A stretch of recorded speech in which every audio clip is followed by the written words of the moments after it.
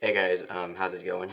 Qmaster here, and again, something really different and out of my normal pool of videos. I'm gonna be doing a full playthrough of this game, and you can obviously tell what it is. It's Super Godzilla for the Super Nintendo, and part of the reason why I chose this game is because I remember playing it as a kid, and I had no idea how to play it. I didn't understand anything of it, so I would just watch my brother play it. All right.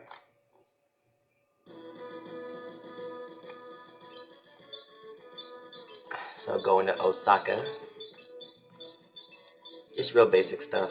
Move around the city, collect things, blah blah blah. So here we have the first main part of the game, and this is the map screen or world map, whatever you want to call it.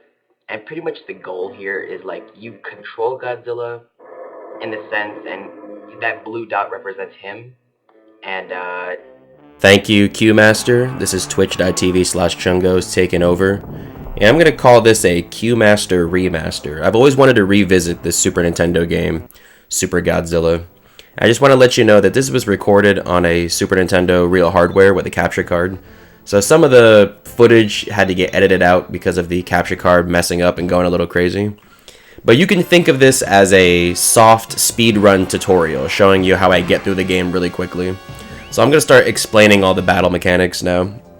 What you see here is these cinematic cutscenes of Godzilla and King Ghidorah fighting. Now you have the blue energy bar, the yellow energy bar, and the numbers. So the bars over there represent when a monster is going to get a special attack. Now, for the player character Godzilla, what you have to do is you have to walk up to the enemy monster and hit any of the face buttons on the controller. Bam, punch like that. And then you walk backwards and you start a casino slot machine type mechanic where you're going to select one of 4 attacks. Now the 4 attacks Godzilla has is the tail, the big fire breath, the small fire breath, and the body attack. So right now you're going to see that's Godzilla's strongest attack, which is the big fire breath.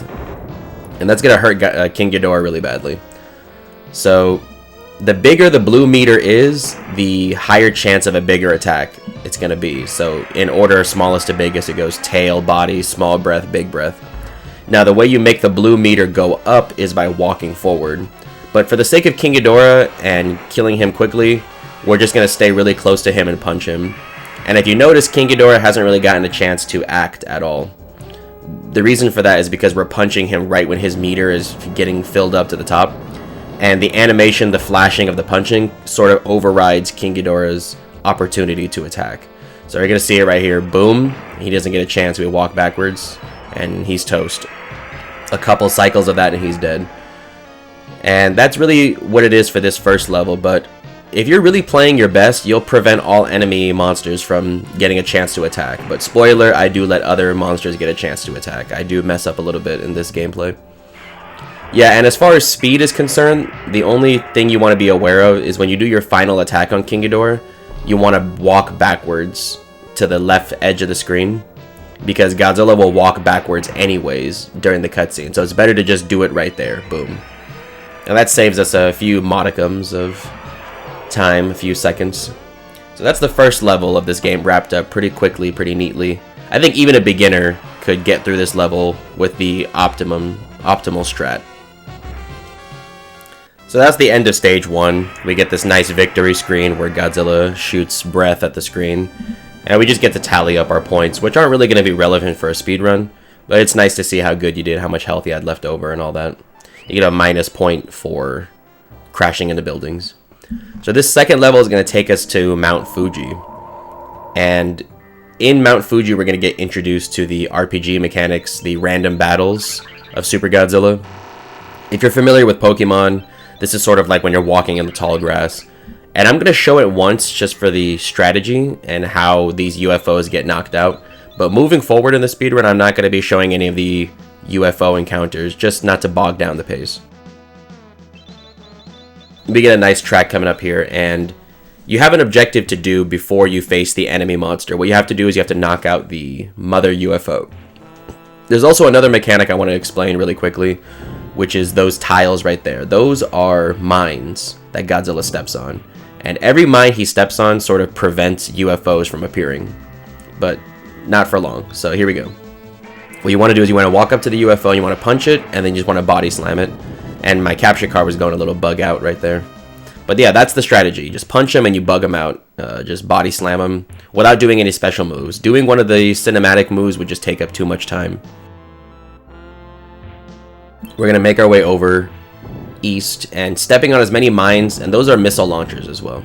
We want to step on those because those prevent UFOs from popping up. They can pop up right after you step off of them, but for the time being, they won't trigger a UFO. So you will take some damage, but usually it's nothing you can't handle. And yeah, that's exactly what I was talking about, just skipping through the UFOs. My capture card was bugging out pretty bad, but that's just how it goes for right now. I need to upgrade my cables. So this is the mother UFO, and what you want to do is you want to be able to punch it and bash it the same way, but it's going to take a lot more health away from you. So if you're unoptimal like me like that, you miss your chance and the UFO can go up. And one of the ways you can kind of trigger it to come back down is walking backwards. But when you do punch the UFO, you'd like for your blue meter to be relatively high. And that is nowhere near how high I wanted the blue meter to be, so I kind of punch it multiple times, try and weaken its defense a little bit. But this wasn't the best mother UFO fight. The benefit to killing these mother UFOs is that it prevents the small ones from popping up. But this is the only stage where you really plan to do that. It's possible to kill the mother UFO in the other stages, but it's so far out of the way it wouldn't really save much time. As you can see, my energy level right there is 137, which is really, really low, so I pivoted to the right over there to grab that blue atomic atom looking device. And that right there is a consumable item to heal Godzilla. There are 4 consumable items, all different colors, but they look exactly the same. There's a blue one, an orange one, a green one, and a red one. The blue and orange ones restore your health, with the orange one restoring more health. The green one raises your defense, and the red one makes your energy meter, your spirit meter, rise faster. So crash into that rock because walking on the water will be very slow. There's the defensive item I was just talking about. And yeah, we're just going to crash into these rocks because it'll just save us some time. Our next enemy coming up is Mechagodzilla. He can be taken down pretty quickly, but you have to understand the right strategy for taking him down. So we're going to pop our health right here. What's interesting is that this Mechagodzilla is based on the 1970s version Mechagodzilla. In the Japanese release, it's actually the 1993 Mechagodzilla, the second iteration, second design, I should say. So they just had that fake Godzilla mechanic to mimic the movie. So Mechagodzilla sort of has phases. You can see his meter rises, then it falls. I'll explain it a little bit better when it pops up. But the other big thing about Mechagodzilla is the small fire breath won't work on him. You need to use the big fire breath. The other attacks work on him, the body and the tail, but if you try to trigger the weak fire breath, he will counter with the barrier like that and he'll send a missile back. But the big fire breath can break through the barrier. So I'm going to explain it right here. His meter will rise and fall twice. So it'll rise, it'll fall. It'll rise, and then it'll fall. And it'll rise slowly, and then it'll fall back down really quickly. And that's your chance to attack. Now, the reason why I hit him with a tail attack is because he has this pushback attack. You'll see it come out pretty soon. I sort of treat him like King Ghidorah, and right here, you'll see it. Boom, boom, boom. That shadow attack he does, that will push you back right away. And that's actually an advantage for me instead of walking back myself because it gives me a chance to raise my blue meter. So as you can see, as I'm advancing, my blue meter goes up. You be patient, and then his meter falls down. Boom. You get a chance to punch him, walk backwards for the big fire breath. There you go. I like that shadow attack he does because it saves me the trouble of having to walk backwards myself. So my strategy for this fight is to hit him with tail and body attacks while I'm close. Mechagodzilla will do that shadow attack and force you back, then you follow the pattern. Meter rise, fall, meter rise, fall, and then it rises slowly and then falls quickly. There you go. So rise slowly, you can walk and gain some meter. You walk backwards, let go of the controller a little bit, and when it falls, then you advance, let your meter build up. I sort of had to be patient right there. So, you want the big fire breath, but the body attack works a-okay right there. And just keep following this cycle. But, you know, I'm actually glad I recorded this video when I did. I actually attempted to record this a few weeks ago. I was using Fruity Loop Studio and it crashed, but I'm glad I waited because I found out the Godzilla mobile game, Godzilla Battle Line. That game was actually doing a celebration for Super Godzilla. They put some of the characters from this game into that mobile game. They put Super Godzilla himself and the final boss, Bagan. We'll see him when we get to him, but there's a lot of memorabilia, a lot of clips. They show some of these special attacks, and there's icons and acknowledgements. So I'm really happy. This is sort of a celebration of old school Qmaster videos and a celebration of Super Godzilla the game and just Godzilla in general. So see right here, it gets really tight. Just start using tail and body attacks to chip them down a bit. In all honesty, it might not even be the fastest strategy because we're watching extra cutscenes. But I want to believe it's fast. You know, we're chipping his health down.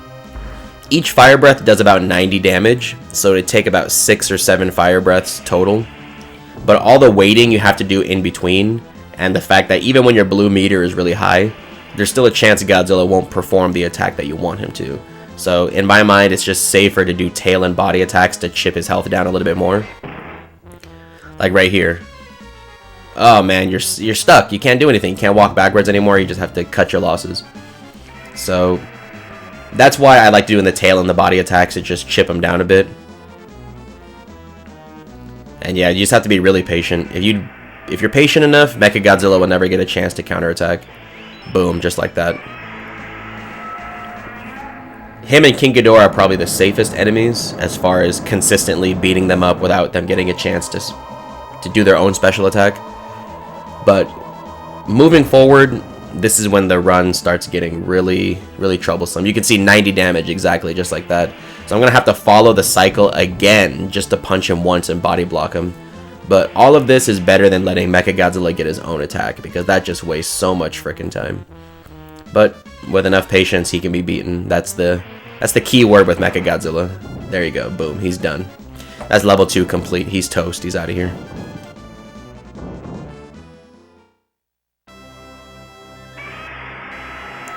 So here is the level 2 clear screen. It's going to be the same. Now moving on to stage 3, this is when the speed run can get really punishing. It can get really unforgiving. And if you're trying to improve, or if you ever make an attempt at speed running this game, this is when it gets really luck based, really random. And you really gotta lock in here moving forward. So as you can see, one of the human characters was kidnapped by the aliens, and he's being held prisoner in this lake. So there's also these electrical fences right here which are going to help us out because crashing into them will prevent UFOs from spawning, just like the mines and the missile launchers. So if you walk into the blue sections, then you'll get hurt, but walking into the gray sections like that will play an animation. And trust me, it seems kind of counterintuitive, but running into these fences, these, how would you call them, these power lines, saves us much more time compared to fighting UFOs, and also less health. But the idea behind this stage is that there's these squares. They look just like that yellow square up there that give us items. There's blue ones that give you health, but for this stage there's a unique orange one, and there's 6 of them. So it's a random dice roll. As far as I know, I don't know how to influence it. I don't know how to know for sure which one is going to be the right one, but it's 1 out of 6. So moving up to the next map, that yellow square in the top left corner actually shows you a zoomed in map of which orange square is the one you need to get. But obviously, for the sake of speed, you'd want it to be that first orange one right there. So if you were speedrunning this game, you would have to play level 1, beat King Ghidorah, play level 2, beat Mechagodzilla, and then you'd come to stage 3 and you would check this. And if it's not the professor, if it's not the correct one, then you're basically screwed. There's not really much to say or counteract that. So you know it's the correct one when it becomes this orange tower and you get a health refill. I just sped it up right here because this actually took quite a while.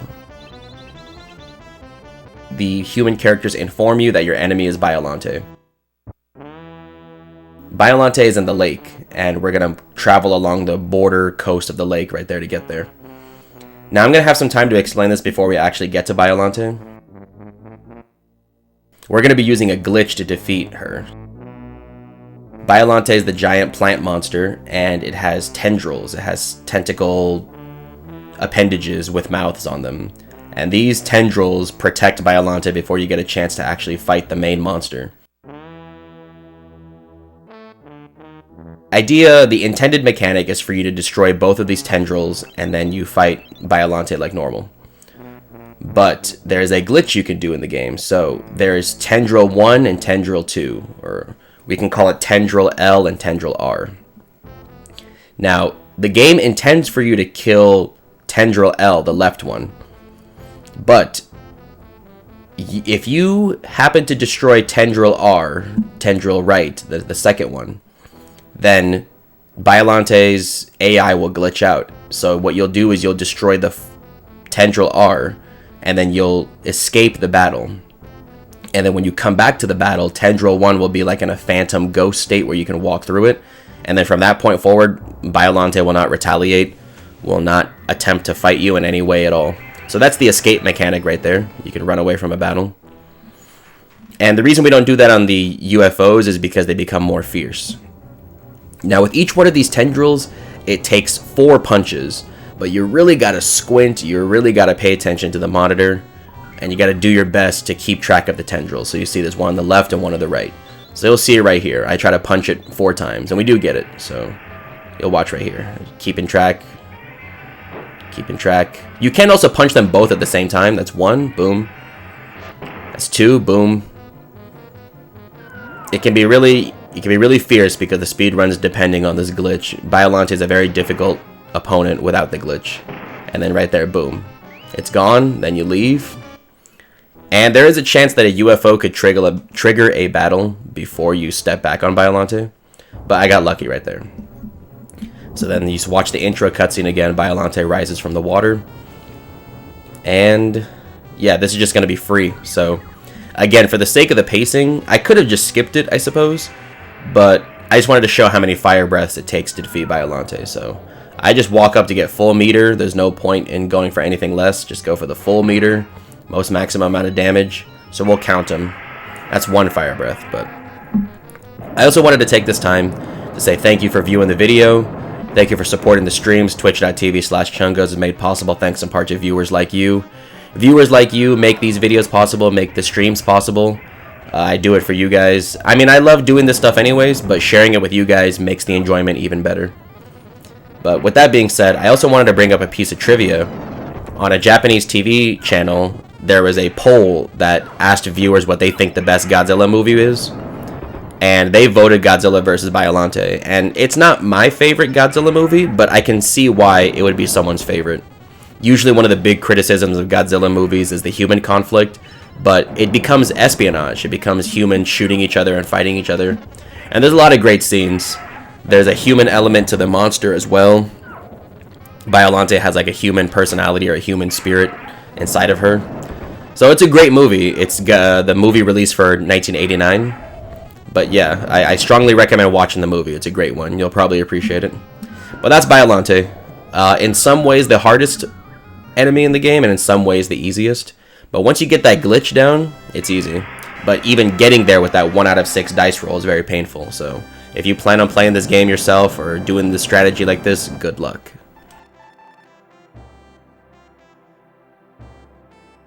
So moving on to stage 4, this one can be pretty difficult too. Now before the stage actually gets started properly, there's some story exposition about Godzilla fusing his cells with King Ghidorah. All this really means is that Godzilla is going to get an extra 700 health, which is actually going to be seriously freaking important for the speedrun. We're going to need every drop of health we can get, and even in some cases it's not enough, depending on how you play. So the enemy that we have to face is Batra, which is the evil counterpart to Mothra. There's a special strategy we're going to be using to defeat Batra. So you see our extra 100 health is already getting shredded before the first UFO encounter. You know, that didn't take very long at all.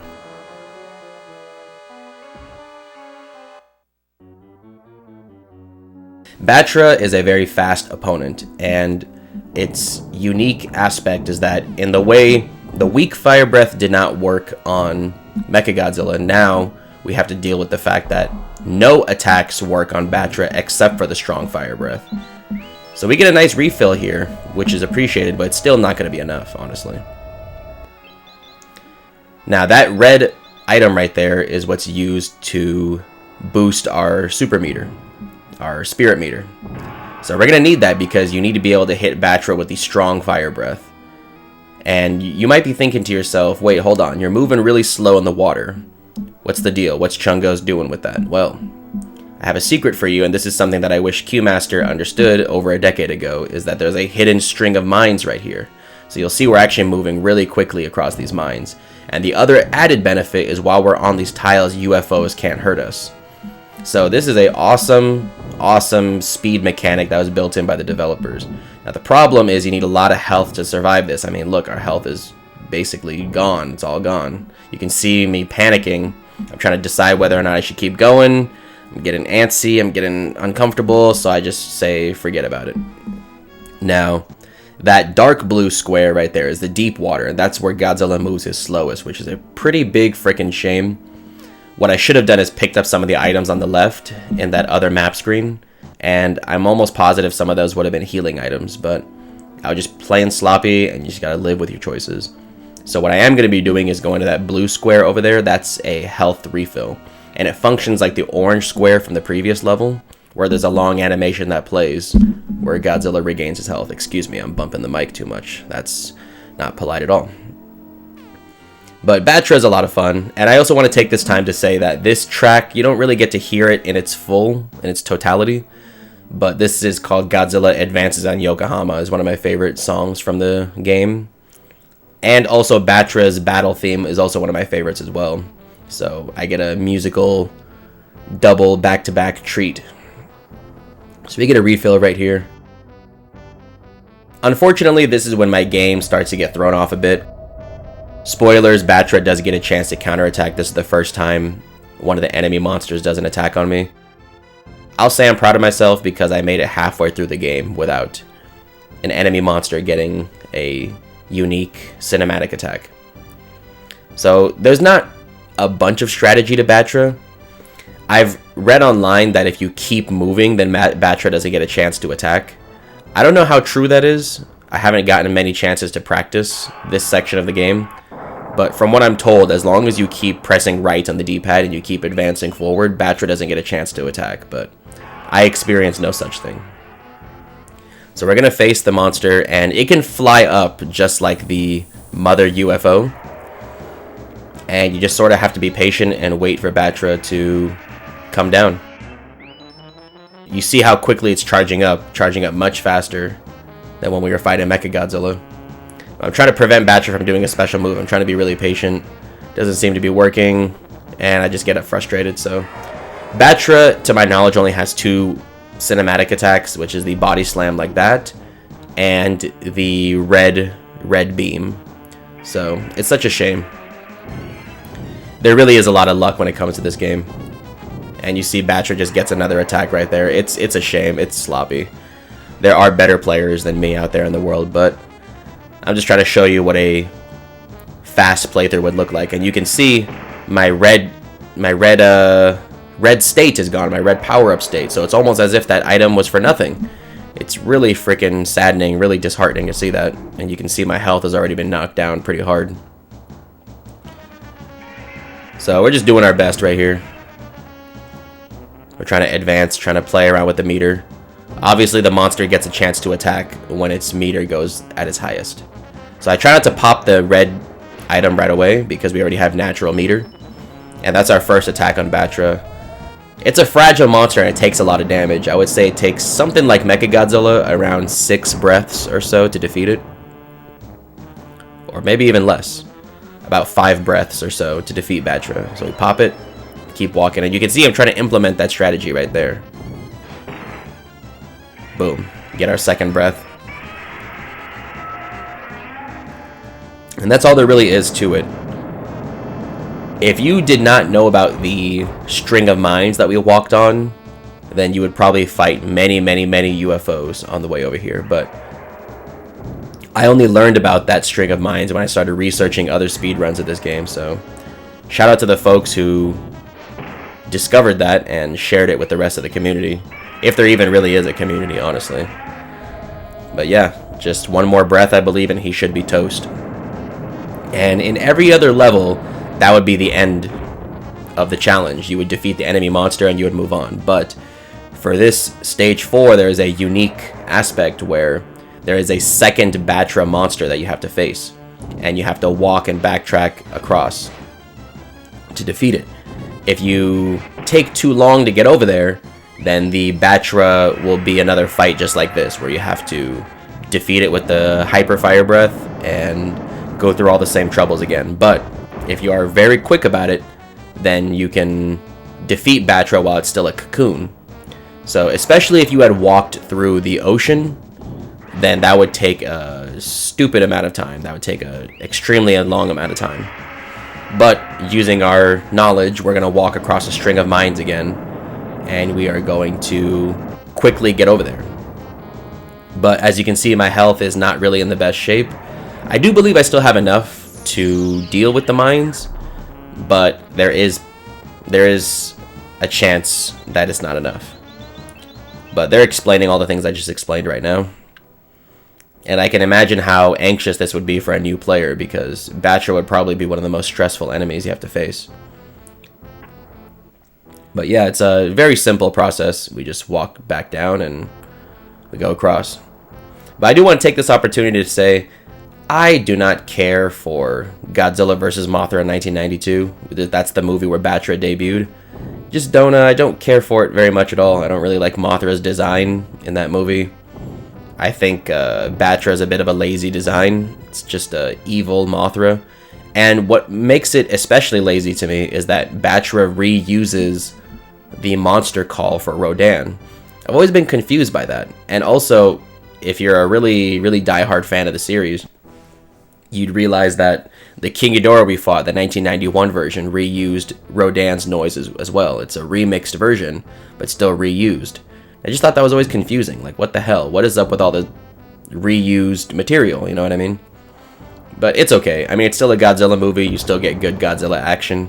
It's just out of the 90s series of movies, sometimes called the Heisei series, it's my least favorite. Not even close. It's my least favorite for sure. But that's not going to stop us from defeating Batra with only 29 health. Very troublesome. Very, very, very anxious. But there's no fight. Godzilla just does a breath attack and you're toast. I like that little lip curl he does where he flares his lips a little bit before the breath comes out. It's almost like he's about to sneeze or something. And pop. Yeah, you're dead. You're done. That's stage 4. Has the opportunity to be stressful, but if you play it right, it doesn't have to be.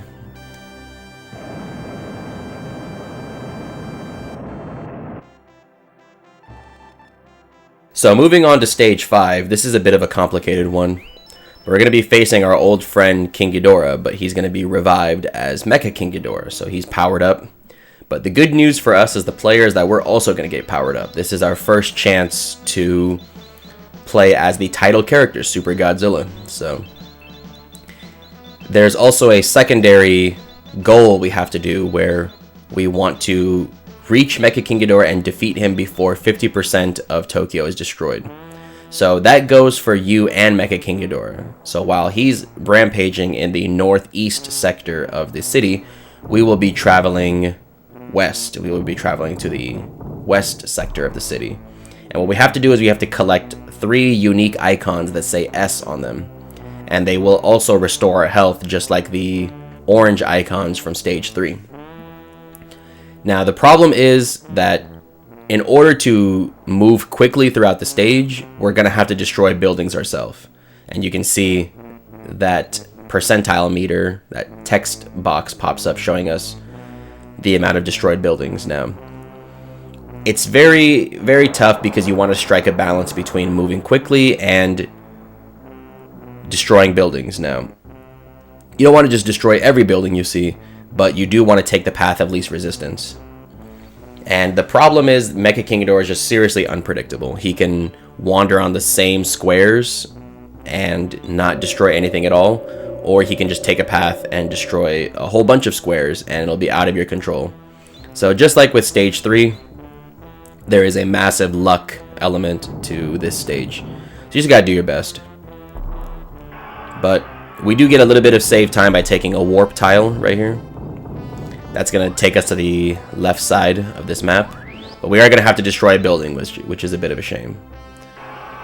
And we're gonna collect that blue S icon after getting a heal right here.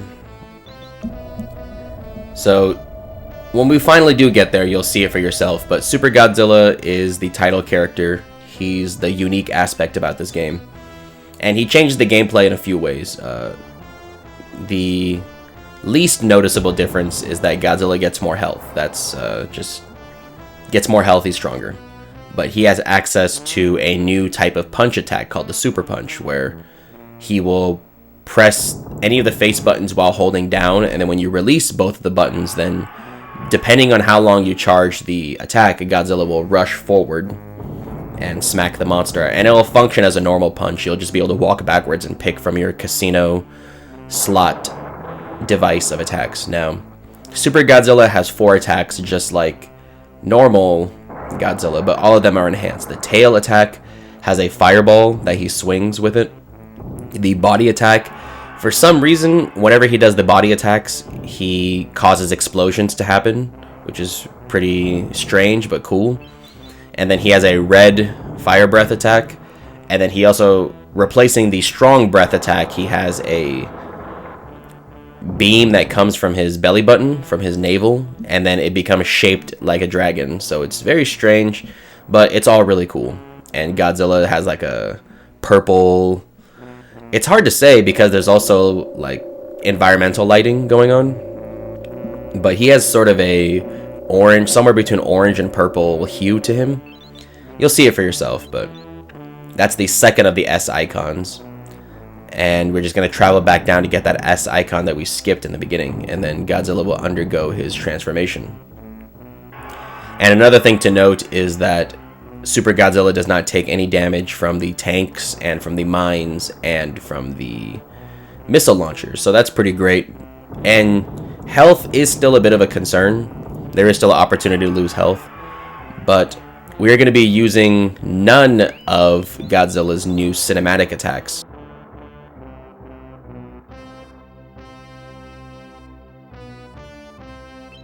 What we're actually going to be doing is using Godzilla's other new technique, the Super Punch.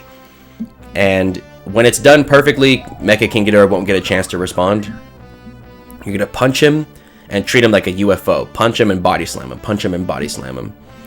And if you do that correctly, you'll just be bullying Mecha King Ghidorah the same way he got bullied back in the first stage, and he won't get a chance to respond. So you can see he still has a bit of a green tinge right there, but then his actual character model has a bit of a purple tinge to him, so the coloring is a little strange, a little inconsistent, but who cares? Super Godzilla is awesome, and just look at his deltoids. Look at this guy's shoulders, man. He is insane, really. I mean, look at the chest. He's been going to the gym. He's an inspiration. But yeah, I do believe I wanted to show the new UFO technique. So this is the Super Punch. You just charge it up, and boom. No need to do body slams on the UFOs anymore. They just go down like a bag of doo-doo. They just go down like butt cheeks. But now we're going to be collecting some items, and they do help.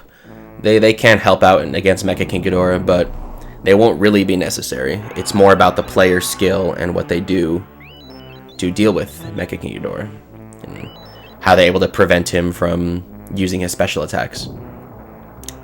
So just like with the mine string in level 4 against Batra, there's also a string of mines that you can step on to get to King Ghidorah more quickly. And this, whenever I'm playing this game, this is an image that I have to keep posted up near me, because it's just tough for me to remember it on my own. I'm sure if I committed really hard I could remember it, but it's much easier for me to just have a cheat sheet with me that shows me what buildings are okay to step on. As you can see, some of those squares revealed to be tanks and mines. So if you take the correct path, you'll have the least amount of buildings destroyed. As you can see, it's already at 40%. The timing gets really tense. you don't have a big margin for error, and you have to beg Mecha King Ghidorah to be kind to you in order to stop that destruction. Now, you may be asking yourself, what's the big deal? As long as Mecha King Ghidorah gets killed, the stage will be complete. And yes, that is true. But if the destruction of Tokyo reaches over 50%, then in the next stage, you'll have to mandatorily wait 3 minutes with nothing to do before you're able to engage the final boss monster. It's a bit of a shame, because if it wasn't for that, then this would be a much more comfortable stage. You could take a much faster route destroying buildings to get to King Ghidorah. But that's just the way the cookie crumbles, you know. You can still complete the game, sure, but there it is at 45%. It gets very, very tense, very, very uncomfortable. But yeah, that's just a huge 3-minute time loss if the destruction of Tokyo reaches 50%. And yeah, we're just going to walk straight up to him. And you can see there's a unique background tile for what Destruction City looks like. We still saw some of these in the previous stages, but I never really stayed on any of the destruction tiles long enough for the background to get shown off. But yeah, here we go. And yeah, you know, for you Jujutsu Kaisen fans, this area where we're fighting Mecha King Ghidorah is the Shinjuku district, which is where some of the story events take place. So you can see me, I struggle a bit. I hesitated a few times, and King Ghidorah gets to do a special attack. It's a bit of a shame, but I will be showing off that technique. You're going to punch him, tackle him, and punch him, tackle him, tackle him. He's just going to get bullied really badly. Boom, boom, boom. There you go. Punch and super punch. There you go. Boom, boom, boom. There you go. You want to keep him in that rhythm. And he's just getting bullied. I mean, look at this guy. He's not even getting a chance to respond. It's actually kind of pathetic, you know. Mecha King Ghidorah went to the gym. He got all these cybernetic upgrades. He got a BBL, and it's just not enough. Godzilla, his enhancements were just too powerful, just way better. So that's how it's supposed to go. I didn't quite do it perfectly, but I mean, this is the worst bullying that any monster gets in this entire game. I mean, look at this. He's going down like a bag of doo-doo. He's going down like butt cheeks. He just doesn't have a chance. But I messed up. I freaked it pretty badly. He got 2 special attacks. That's too many. But, you know, it's okay. This wasn't a perfect speed run, but I was doing the best I can. I didn't get the second punch right there. But yeah, there's just no chance for escape. You're toast. You're done. You're done, kid. Get out of here. And that's it. With the exception of those 2 special attacks, pretty clean fight. And you can really see how much more powerful Super Godzilla is over regular Godzilla. I mean, the difference is just so massive, so great. And we get a unique clear screen, and you get to see the red breath. And just look at how many teeth he has. He's like a great white shark. He has so many freaking teeth. It's insane. It's a little intimidating. But that's stage 5 done. With a little bit of luck and a good strategy, you can make it through.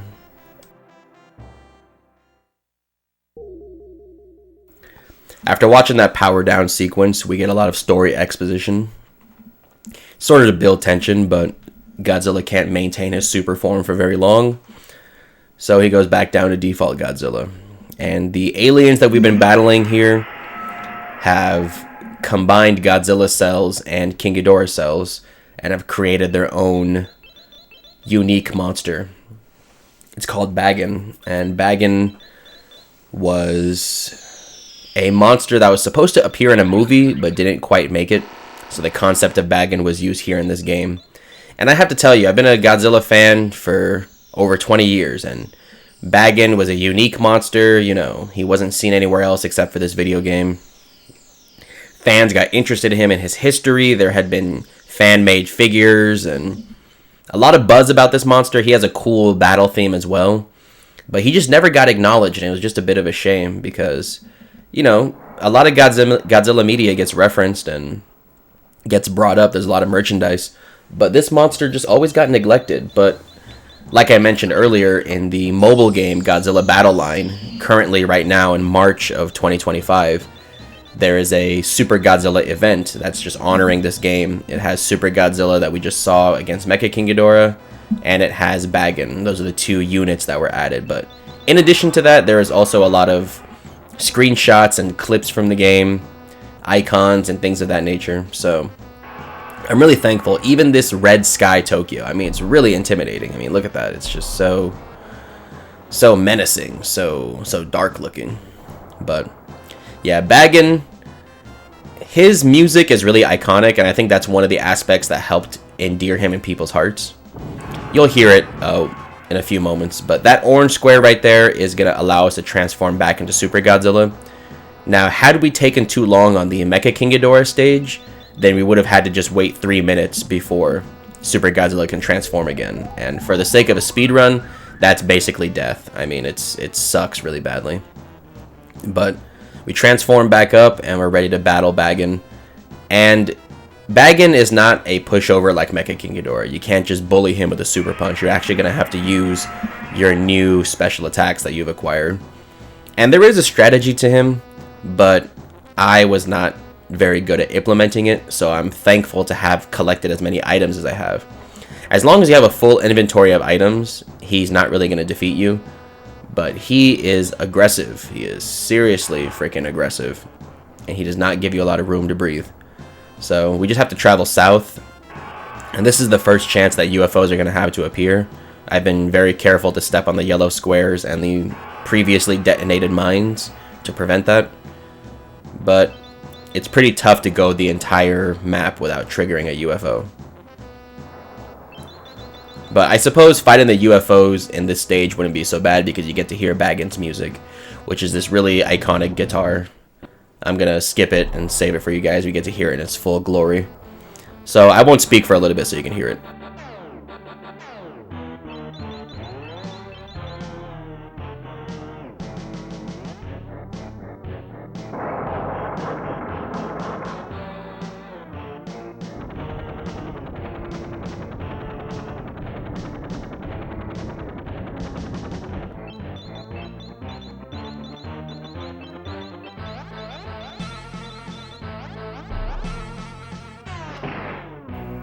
Yeah, so that's Baggin right there. He has some attacks. This attack actually got adapted for the mobile game, this crystalline meteor shower attack that he does. Pretty unique, even amongst Godzilla standards. But that frame of Godzilla makes him look like a serpent or something like that, like a snake. But yeah, there's not really a huge strategy I can really give for you. He's just a bully. You can see he tackled me right there. I guess now we know what it's like to get bullied the way Mecha King Ghidorah did. But all I can really say is use your super punch to charge up meter, use the items you've been collecting, and you can overcome him. So you can see me hesitating a little bit to pick the item I want. Holding down on the D-pad puts Godzilla into a blocking state like that. And as long as you're holding that button, the enemy monster can't do a special attack. I haven't taken the time to memorize Baggin's patterns. I like that shot of Godzilla right there. It's kind of sort of like a Dragon Ball Z power-up pose with the arms spread out like that. But yeah, you can see he's very resilient. Most attacks are not really working well on him. That's them explaining the super punch. And I like Godzilla flashing between green and red right there. Here's the naval cannon. This attack also got adapted into the mobile game. But it's just very strange. It's hard to even understand. I guess you don't really need to understand, but it's cool that it's shaped like a dragon. That's a really awesome shot of Baggin. That might be his best shot right there. As you can see, he's like a brown orange color. And in the video game, in the mobile game, he's depicted as like a gray, which is very strange. I always thought that was confusing. I don't know if it's just because of the lighting right here. You don't really get to see Baggin in any other scenario. But look at him. Look at how wide he is. Look at his thighs. It's shocking. His hamstrings must be intense. But yeah, you just keep spamming him with attacks. I wish there was a more concrete strategy I can give, but I haven't discovered one that's as consistent. But yeah, you just let him have it, and you finally get to unleash all of your new techniques. Hold down when he rushes you, and just let him have it. So another piece of trivia I just want to mention is that the reason why Super Godzilla was neglected so much is because this game was released in 1993. And this design of Godzilla with the extra fangs in his mouth, the spikes on the shoulders, this design was tweaked and modified to become what we call Space Godzilla. So, Space Godzilla has always been seen as the spiritual successor to Super Godzilla. They've always been linked and intertwined. And sometimes I've seen fans take Space Godzilla figures and paint them and customize them to be Super Godzilla. So that's sort of the reason why he was neglected. It was just figured, well, why would you need Super Godzilla? You already have Space Godzilla. You could sort of think of them as palette swaps of each other, a player 1, player 2, alternate costume type situation. I really like that. It's a simple animation, but I like that claw attack that Bagan does. And even me, to a certain degree, I wanted to purchase a figure. It's called the Super 7 Space Godzilla poster version, where he's mostly blue. And I would have just painted the stomach and everything to be like Super Godzilla. But now with this mobile game, it sort of does give me hope that Super Godzilla would be mentioned or acknowledged a bit more. Maybe like there'd be some merchandise for him or something. Who knows? That could be it, but I'm just really appreciative and sort of thankful that I delayed making this video, because I got to talk about the mobile game and all its success and all that. Now you can see Bagan getting low. I believe the only attack that hasn't been showcased yet is the tail swipe, but you got to see the body, the breath, and the naval cannon. But the tail attack is also cool too. To me, it's cooler than the body slam. You see the tail and it has like a fireball on it, and it flips the sprite in a great way of saving resources. But yeah, Bagan, he's toast. You can see I sort of caught my rhythm. He was bullying me in the beginning. A mystery. I mean, really add to the casino aspect of this game. Another body slam. Kind of boring. But as long as it does damage, we shouldn't complain. And one more attack, he should be toast. Yep. You're going to take it. You're going to take it. There we go. The breath to finish you off. Perfect. Beautiful. Look at that fireball. I love that sprite. And you can see my capture card kind of flickers a bit when showing it. But you know, when it comes to speedruns, I've always been a little bit confused about when to stop the timer. You could stop the timer right here. You know, Bagan's dead. You know what I mean? He's toast. This death animation, which is pretty cool. I like it. But in my mind, I've always thought of speedruns as the final input. You know what I mean? Like the final button press before the credits play. So personally, for me, I would have stopped the timer after this stage 6 clear. Like not quite here, but you have to watch all these, because you still have to press these buttons, you know what I mean? In order for the credits to play. So it's like boom, boom, boom, little gap. Boom, boom, boom, boom, boom, there you go, time. And for me, that's when the speedrun ends. And you get this neat little track, and you get an ending narration. So I just want to say goodbye. Thank you for watching. Thank you for engaging. If you are one of the people who viewed the original Qmaster video over a decade ago, big, gigantic thank you for that. I mean, holy crap. I made that video using an emulator, and it was just a spur-of-the-moment decision. You can see the difference in my voice and all that. But no, Super Godzilla is great. It's one of my favorite Super Nintendo games. It's pretty janky. I could only really appreciate this as a Godzilla fan. I'll admit, if it wasn't for Godzilla being on it, I wouldn't care for this game much. It's pretty obtuse, but I like it. There's cool music, and it does a good job of capturing the cinematic side of Godzilla, really putting a showcase on the attacks. But yeah, that's all I have to say. So, twitch.tv/Shungos is made possible thanks in part to viewers like you. Viewers like you make this channel, this experience possible. Thank you so much, and I'll see you next time.